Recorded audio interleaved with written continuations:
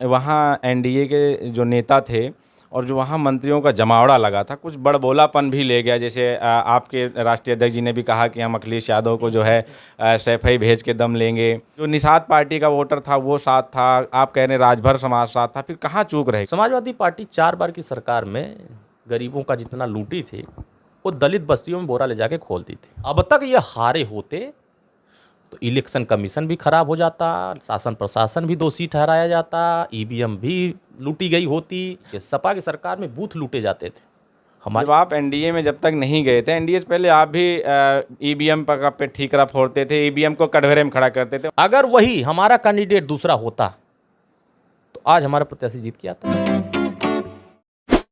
घोसी उपचुनाव के नतीजे आ गए हैं और समाजवादी पार्टी को बड़ी जीत मिली है और इस जीत के साथ ही तमाम तरह की चर्चाएं शुरू। अगर सबसे अधिक कोई चर्चा में है तो सुभाषपा और ओम प्रकाश राजभर जी, और इस समय हमारे साथ हैं बात करने के लिए अरुण राजभर जी।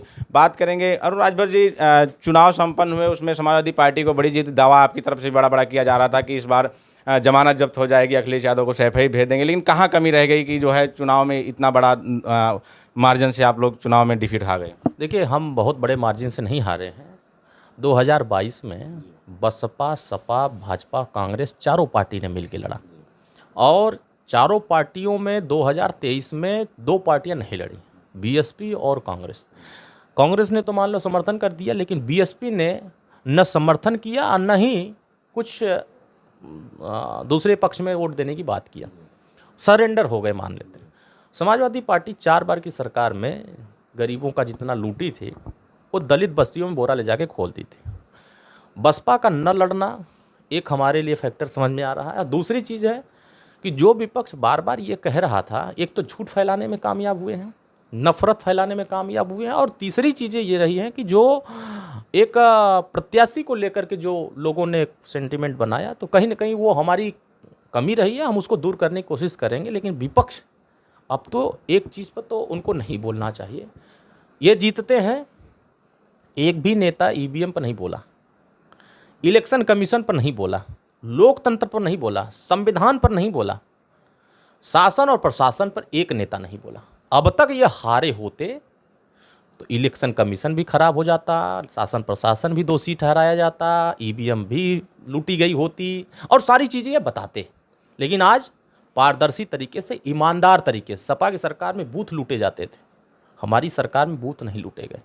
हमने विजन लेके गए थे, माननीय योगी आदित्यनाथ जी के, माननीय प्रधानमंत्री जी के, माननीय ओम प्रकाश राजभर जी के विजन लेके गए थे और उनके कामों के आधार पर मैं वोट मांग रहा था। वोटिंग के दिन तो इस तरह की तमाम खबरें आई, तमाम वीडियो भी, और समाजवादी पार्टी के ऑफिशियल ट्विटर हैंडल से लगातार वीडियो जारी किए जा रहे थे कि यहाँ प्रशासन रोक रहा है। कई जगह माइनॉरिटी के लोगों के वीडियो आए कि प्रशासन के द्वारा रोका जा रहा है। लेकिन कहते हैं कि लोगों का जो कहना है, जो हम लोगों ने वहाँ ग्राउंड पे रिपोर्टिंग की है, कि जनता इस बार चुनाव लड़ रही थी और कहीं ना कहीं दारा सिंह के खिलाफ जनता चुनाव लड़ रहे थे और उसमें सारे जो जातीय फैक्टर थे और जितने समीकरण सब धराशायी हुए। ऐसा मानते हैं आप भी? चौहान कितना वोट मिला? 82,000 लगभग वोट मिला ना। समाजवादी पार्टी 122 पाई। अब आप दोनों का आकलन करिए, जनता अगर मेरे साथ नहीं होती तो 82 वोट नहीं देती। उनको अगर जीताया है तो लोकल बुनियादी मुद्दे थे, जिसको आपने जिक्र किया है कि प्रत्याशी के खिलाफ लोगों का एक सेंटिमेंट था कि बाहरी और भीतरी का जो एक असर था। हो सकता है कि इस असर को हम न समझ पाए हों।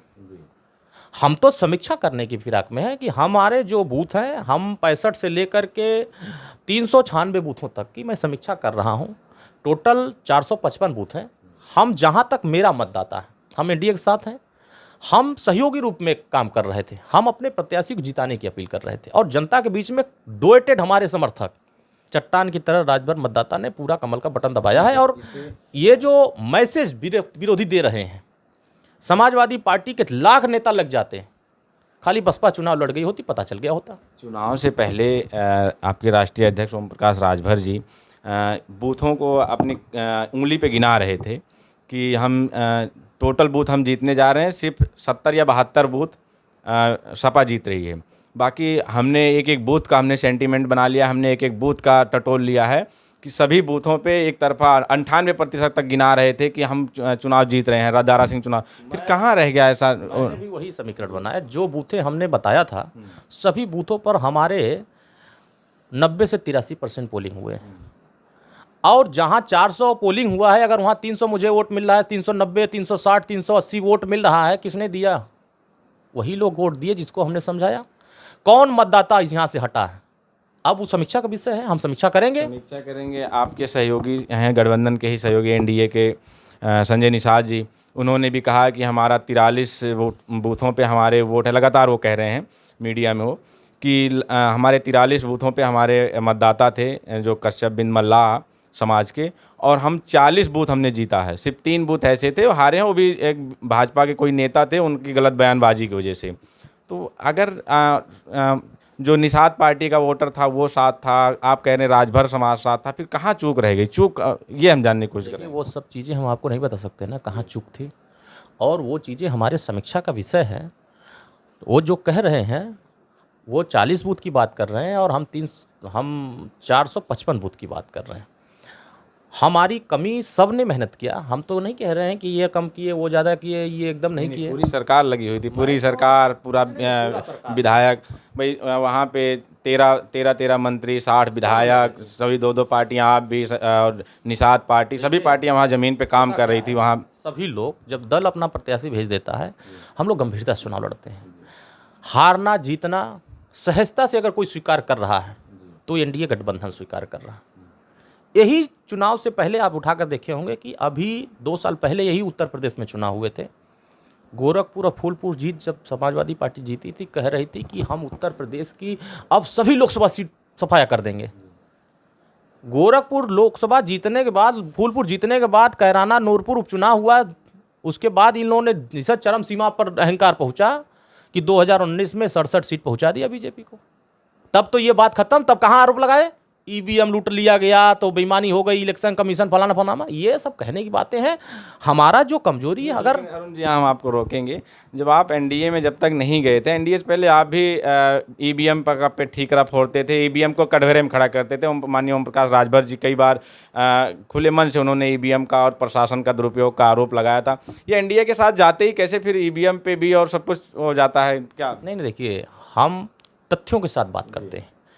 कोई डेमो अगर हमारे सामने रखेंगे, इसमें वोट पड़ा है, और हमारे सामने बगल में ही डेमो दिखाएगा कि इससे टेस्टिंग होगी, तो मैं टेस्टिंग वाले को ही अगर हमको दिखा दिया कि यही ईवीएम है, तब तो फर्जी तरीके से मैं बात कर रहा हूँ।